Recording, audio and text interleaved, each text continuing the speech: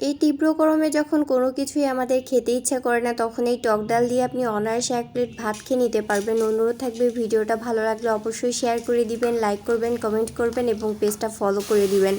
আর যারা আমাকে ইউটিউব থেকে দেখছেন তারা অবশ্যই পেজটা সাবস্ক্রাইব করে দিবেন এবং বেল বাটনটা অন করে দিবেন।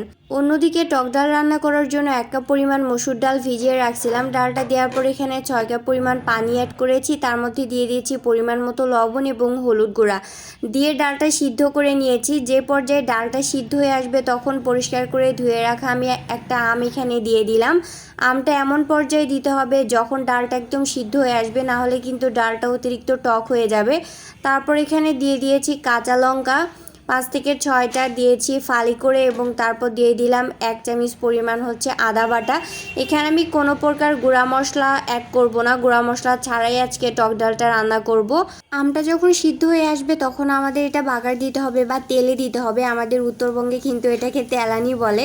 আপনি কোন অঞ্চল থেকে ভিডিও দেখছেন এবং আপনার অঞ্চলে এটাকে কি বলে অবশ্যই কমেন্ট করবেন।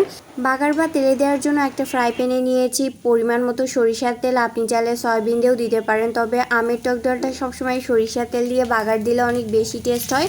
তার মধ্যে দিয়েছি 1 কাপ পরিমাণ পেঁয়াজ কুচি। পেঁয়াজটা ব্রাউন হয়ে আসলে এর মধ্যে দিয়েছি 5 ফোড়ন, সামান্য ধনিয়া এবং দিয়েছি 4 থেকে 5টা শুকনো লঙ্কা। দেওয়ার পর কিন্তু আমি এই বাগারটা দিয়ে দিলাম। বাগারটা যখন আপনি দেবেন তখন খুব সুন্দর একটা স্মেল আপনার নাকে আসবে। কোনো প্রকার গুঁড়া মশলা ছাড়া খুব সহজে আপনি আমের টক ডালটা বানিয়ে নিতে পারবেন। যেহেতু আমের সিজন, আম কিন্তু কম বেশি বাজারে এখন পাওয়া যাচ্ছে খুব কম দামে। সো অবশ্যই এই রেসিপিটা ট্রাই করবেন। আশা করি আমার ভিডিও আপনার ভালো লেগেছে। নতুন নতুন ভিডিও পেতে অবশ্যই পেজটা ফলো করে দিবেন।